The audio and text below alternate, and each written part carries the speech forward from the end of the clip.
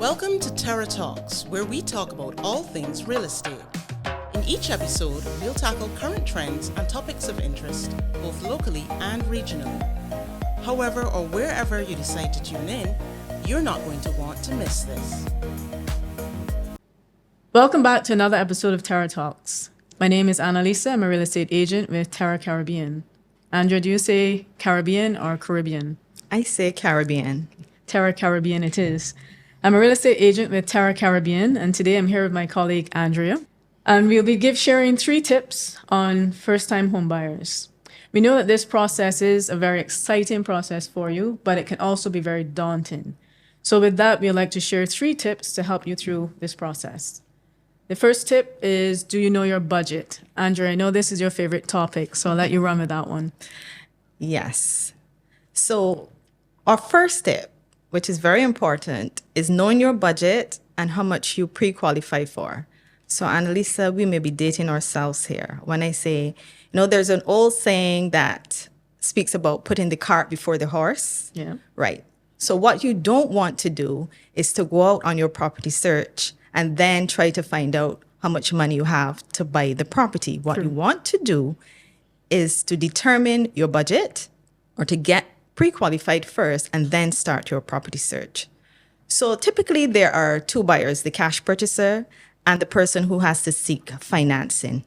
If you're a cash purchaser, kudos to you. But there's still a few things you must consider in terms of your budget. The additional costs for attorney's fees, whether the property you're purchasing may need some form of renovation or maintenance, or if you need a structural engineer just to come and check out the structure of the property for you. On the other hand, if you are someone seeking financing, you should reach out to any commercial bank or credit union, and they will assist you with this process. It's a pretty simple process. What they do, they ask you some basic questions on your income and your expenditure. And based on the information you provide, they will give you an estimate of what you will qualify for. What I must add is that this is not a commitment letter to lend you or guarantee that you will get your financing approved. At the end of the day, they still have to do their official mortgage application process. And on average, how long does that take? Generally, it takes 24 to 48 hours. So it's a pretty quick process, and they will give you a letter with the estimate amount in it. Mm-hmm. You may ask yourself, okay, why do I need to get this pre-qualification? So what this does is help you and your agent research property options which best cater to your needs. That way, you're not overestimating or underestimating your spending power.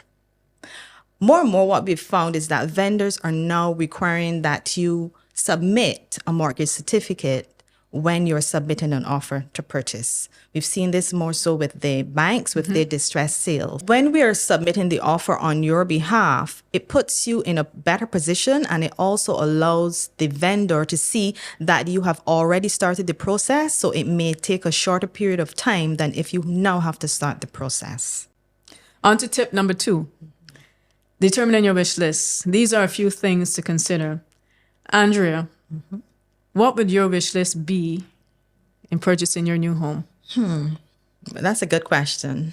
I'm pretty easygoing, but I think I would prefer inland. Nothing on the beach for me. I cannot swim. Something with a garden for sure. My hubby loves gardening, so that space for sure is a must. And I like 2-story homes, but 1 bedroom must be on the ground floor. You know how it is when you're aging and the knees start to get yes. What about you? For me, I love a 1-story property, maybe something with a basement. Inland for me, it would be nice to have some views. Okay. I must have a back patio where I can enjoy the views. If not inland, maybe something close to the beach or within walking distance to the beach, but a nice garden area, fully enclosed, so my dogs can have a place to run around. Dogs, okay. Yep, my dogs. I know how it is with your dogs. Yeah. But these are things that we consider if we were looking for a property. But there's things, and this is kind of how the questioning goes when you give us a call and we're helping you to determine what it is that you're looking for. What type of neighborhood do you prefer? Do you prefer a gated community? Maybe a gated community for security reasons? Maybe more of a development? where there's areas or places for the kids to run around freely. Yeah. Maybe you prefer development, an older development where the covenants may not be as restrictive and you may be allowed to build, say, apartments in that neighborhood. Do you prefer something closer to schools? Private schools have pickup areas. You may not want to be close to the school in question, but maybe you would like to be closer to the pickup area for the school or close to a bus route. Do you prefer to buy land, or maybe do you prefer to build, or maybe a renovation? Buying land or building is usually a big question that most people ask, trying to decide which direction to go in. Yeah. Or maybe you prefer something for your personal use or investment reasons. Whatever the reason, these are questions that we ask to help us and to guide us in our search and finding a property for you. So I would like to add some other things that people consider, and you can also consider as well, is only yesterday I had a call from a client and she was looking to purchase a piece of land. But her reason being is that her parents live in the area and her dad is sick. So she wanted to actually buy something and build so that she would be close to her parents. Yeah. So it's a very vast and holistic approach when you are determining your wish list. Yes. You also mentioned covenants. I know there are a lot of terms in real estate that first-time homeowners or generally people are not aware of. So you can check out my Mythbuster on covenants. I would have done that previously. So it gives you a holistic approach on what covenants are and some examples of covenants as well. Okay, that's good to know. And while these questions are very helpful for us and helpful for you in determining your wish list, something to consider is that you should also have an open mind during this process. Because while you may see a property that does not tick enough boxes on your wish list, that property is a blank slate, and it can be a blank slate for you to create what you're looking for from your wish list. Exactly. So therefore, don't go with a closed mind as this is what I want, and this is the only thing I want. You can also create what you're looking for, budget permitted, as of course, within the property that you find. And we've seen that so many times, Annalisa, when purchasers buy a property and when you see the end result, you can't believe It's how totally, the totally property different is transformation, right? Exactly, All you exactly. need is some ideas, some Pinterest, Yes. and make sure it fits within your budget. Hence the importance of knowing your budget beforehand. Yeah. Okay. And our last tip, engage a number real 3. estate agent. Yes. Why is it important to engage a real estate agent? Well, we are your professional guides in this process. We are your support team in this process. Our aim is to give you enough knowledge to help you in making a sensible decision within your purchase, whether that purchase is for your personal use or for investment purposes. We also have here at Terra Caribbean a support team and system in place where we have our valuations department, we have our property management facilities, we have valuations, advisory. Yeah. With advisory maybe. Yeah. For instance, you're looking to invest and you see a piece of property and you want to know, what should I do with this land or the property? You can actually engage the services of our advisory team and they can do a highest and best use analysis for you and guide you as to what to build. Yeah. And that is also very important because sometimes you may have an idea or vision as to what you want, but that may not be the highest and best use for that particular location. And once you have that information up front, then it makes it easier to go forward in your process. The other thing, and it just came to me, Annalisa, when the importance of engaging a real estate agent as well is that you don't want to go and build something that is a total over improvement within for the your area. And we do see a lot of that. A lot of that because some people build and then they're looking to sell.